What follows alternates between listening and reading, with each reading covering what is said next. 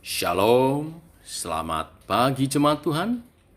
Berjumpa kembali dalam doa pagi online.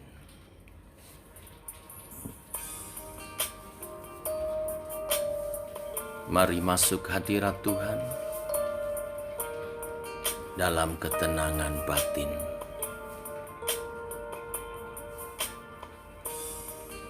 Dalam penyerahan diri. Dalam iman percaya.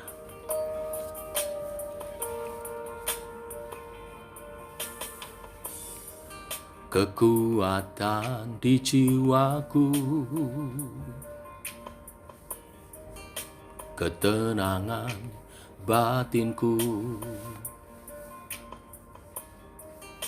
ada dalam hadirat-Mu, ku menyembah-Mu.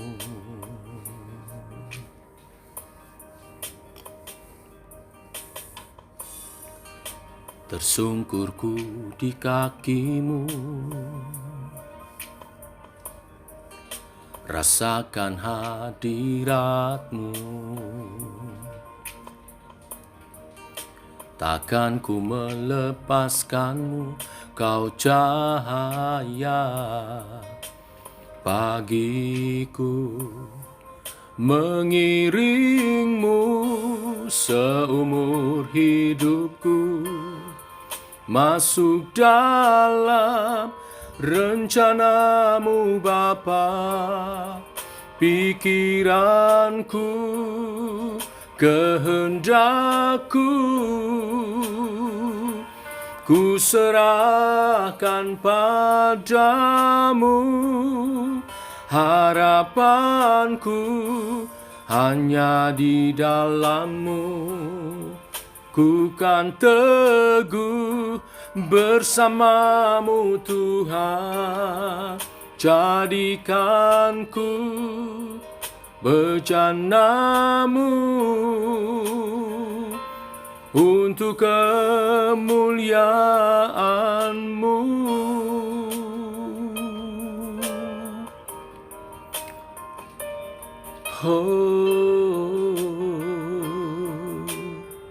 Jadikanku bejana-Mu.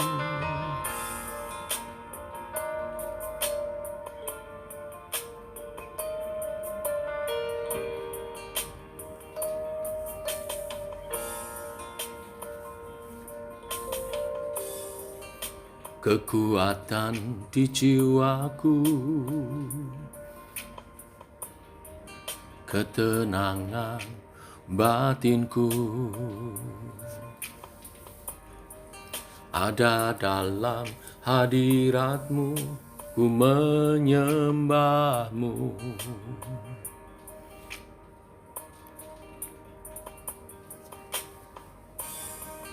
Tersungkurku di kaki-Mu, rasakan hadirat-Mu. Takkan ku melepaskan-Mu, Kau cahaya bagiku. Mengiring-Mu seumur hidupku, masuk dalam rencana-Mu Bapa. Pikiranku, kehendakku, ku serahkan padamu. Harapanku hanya di dalam-Mu, ku kan teguh bersama-Mu Tuhan. Jadikanku bejana-Mu untuk memuliakan-Mu. Seumur hidupku, dalam rencana-Mu Bapa. Pikiranku, kehendakku. Ku serahkan padamu, harapanku hanya di dalam-Mu. Ku kan teguh bersama-Mu Tuhan, jadikan-ku bejana-Mu untuk memuliakan-Mu. Oh. Terima kasih Tuhan. Ini kerinduan kami. Teguhkan oleh kebenaran firman yang sebentar kami akan renungkan. Berfirmanlah Bapa, kami siap mendengarnya. Dalam nama Tuhan Yesus Kristus. Amin. Bapak Ibu, kita lanjutkan renungan firman Tuhan pagi hari ini. Kisah Para Rasul 20 ayat 17 sampai 38. Kisah tentang Paulus yang berpamitan kepada jemaat Efesus. Demikian firman Tuhan. Karena itu ia menyuruh seorang dari Miletus ke Efesus dengan pesan supaya para penatua jemaat datang ke Miletus. Sesudah mereka datang, berkatalah ia kepada mereka, "Kamu tahu bagaimana aku hidup di antara kamu sejak hari pertama aku tiba di Asia ini. Dengan segala rendah hati aku melayani Tuhan. Dalam pelayanan itu aku banyak mencucurkan air mata dan banyak mengalami pencobaan dari pihak orang Yahudi yang mau membunuh aku. Sungguh pun demikian, aku tidak pernah melalaikan apa yang berguna bagi kamu. Semua aku berikan dan kuajarkan kepada kamu, baik di muka umum maupun dalam perkumpulan-perkumpulan di rumah kamu. Aku senantiasa bersaksi kepada orang-orang Yahudi dan orang-orang Yunani, supaya mereka bertobat kepada Allah dan percaya kepada Tuhan kita, Yesus Kristus. Tetapi sekarang sebagai tawanan roh, aku pergi ke Yerusalem dan aku tidak tahu apa yang akan terjadi atas diriku di situ. Selain daripada yang dinyatakan Roh Kudus dari kota ke kota kepadaku bahwa penjara dan sengsara menunggu aku. Tetapi aku tidak menghiraukan nyawaku sedikit pun. Asal saja aku dapat mencapai garis akhir dan menyelesaikan pelayanan yang ditugaskan oleh Tuhan Yesus kepadaku. Untuk memberi kesaksian tentang Injil kasih karunia Allah. Dan sekarang aku tahu bahwa kamu tidak akan melihat mukaku lagi. Kamu sekalian yang telah kukunjungi untuk memberitakan kerajaan Allah. Sebab itu pada hari ini aku bersaksi kepadamu bahwa aku bersih, tidak bersalah terhadap siapapun yang akan binasa. Sebab aku tidak lalai memberitakan seluruh maksud Allah kepadamu. Karena itu jagalah dirimu dan jagalah seluruh kawanan. Karena kamulah yang ditetapkan Roh Kudus menjadi penilik untuk mengembalakan jemaat Allah yang diperolehnya dengan darah anaknya sendiri. Aku tahu bahwa sesudah aku pergi, serigala-serigala ganas akan masuk ke tengah-tengah kamu dan tidak akan menyayangkan kawanan itu. Bahkan dari antara kamu sendiri akan muncul beberapa orang yang dengan ajaran palsu mereka berusaha menarik murid-murid dari jalan yang benar dan supaya mengikuti mereka. Sebab itu berjaga-jagalah dan ingatlah bahwa aku 3 tahun lamanya siang malam dengan tiada berhenti-hentinya menasihati kamu masing-masing dengan mencucurkan air mata. Dan sekarang aku menyerahkan kamu kepada Tuhan dan kepada firman kasih karunia-Nya yang berkuasa membangun kamu dan menganugerahkan kepada kamu bagian yang ditentukan bagi semua orang yang dikuduskannya. Perak atau emas atau pakaian tidak pernah aku ingini dari siapapun juga. Kamu sendiri tahu bahwa dengan tanganku sendiri aku telah bekerja untuk memenuhi keperluanku dan keperluan kawan-kawan seperjalananku. Dalam segala sesuatu telah kuberikan contoh kepada kamu bahwa dengan bekerja demikian kita harus membantu orang-orang yang lemah dan harus mengingat perkataan Tuhan Yesus. Sebab ia sendiri telah mengatakan, adalah lebih berbahagia memberi daripada menerima. Sesudah mengucapkan kata-kata itu, Paulus berlutut dan berdoa bersama-sama dengan mereka semua. Maka menangislah mereka semua terseduh-seduh, dan sambil memeluk Paulus mereka berulang-ulang mencium dia. Mereka sangat berduka cita, terlebih-lebih karena ia katakan bahwa mereka tidak akan melihat mukanya lagi. Lalu mereka mengantar dia ke kapal. Bapak Ibu, perpisahan memang kerap kali mendatangkan kesedihan. Namun di balik kesedihan, kisah perpisahan, kerap kali juga kita bisa mengambil manfaat di sana. Karena perpisahan, kita menjadi lebih mandiri, lebih kuat. Juga kita bisa meneladani, seperti teladan yang ditinggalkan oleh Rasul Paulus kepada jemaat di Efesus. Keteladanan Rasul Paulus memicu jemaat membangun kehidupan lebih baik. Keteladanan dari Rasul Paulus menjadi inspirasi kehidupan iman percaya jemaat di Efesus. Paulus menceritakan kehidupannya sebagai rasul kepada jemaat Efesus, yaitu kepada penatua yang datang ke Miletus. Di ayat 18 diceritakan di sana. Dalam pemberitaan tentang Injil Kristus, dia memang banyak sekali menghadapi kesulitan dan bahkan kerap kali harus mencucurkan air mata. Para pembencinya bahkan sering mengancam akan membunuhnya. Namun, dia tetap berjuang dan terus melayani demi kebaikan jemaat. Baginya yang terutama, Injil harus diberitakan kepada banyak orang. Rasul Paulus berharap pelayanannya mencapai garis akhir. Dia ingin mewariskan iman, mewariskan sesuatu bagi jemaat di Efesus.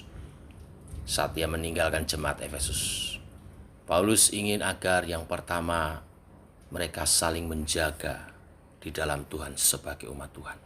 Di ayat 28 dikatakan, karena itu jagalah dirimu dan jagalah seluruh kawanan, karena kamulah yang ditetapkan Roh Kudus menjadi penilik untuk menggembalakan jemaat Allah yang diperolehnya dengan darah anaknya sendiri.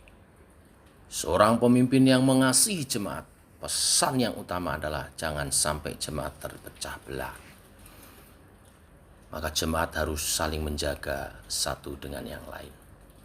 Yang kedua, Rasul Paulus menyerahkan jemaat Efesus ke tangan kasih Kristus. Ayat 32 mengatakan, dan sekarang aku menyerahkan kamu kepada Tuhan dan kepada firman kasih karunia yang berkuasa membangun kamu dan menganugerahkan kepada kamu bagian yang ditentukan bagi semua orang yang telah dikuduskannya. Karena pada dasarnya jemaat adalah milik Kristus. Maka ketika seorang hamba Tuhan menyelesaikan tugasnya, dia menyerahkan jemaat itu kepada Tuhan. Dan seperti firman ini mengatakan kepada firman kasih karunia yang berkuasa membangun dan menganugerahkan kepada jemaat bagian yang ditentukan bagi mereka. Ini bukan berarti Rasul Paulus lepas tanggung jawab begitu saja dan tidak ada urusan lagi dengan jemaat di Efesus. Tidak, maksud daripada ayat ini adalah walaupun Rasul Paulus tidak ada, selama jemaat ada dalam Tuhan Yesus dan hidup dalam firman kasih karunia-Nya, maka jemaat pasti bertumbuh, jemaat pasti dibangun dalam anugerah-Nya dan pasti menjadi kuat. Jadi pentingnya Bapak Ibu jemaat Tuhan, kita bertumbuh dalam iman percaya di dalam kebenaran firman Tuhan. Inilah berita firman hari ini. Gaya hidup seorang pemimpin harus berbeda dan wajib memberi dampak positif kepada setiap jemaat.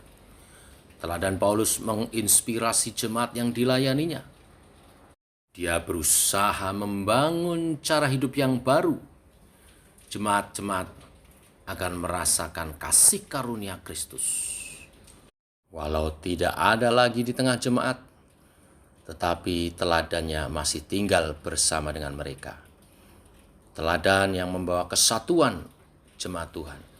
Teladan yang membawa mereka hidup dalam pengajaran yang sehat, bergantung kepada pimpinan Roh Kudus dan kebenaran firman Tuhan.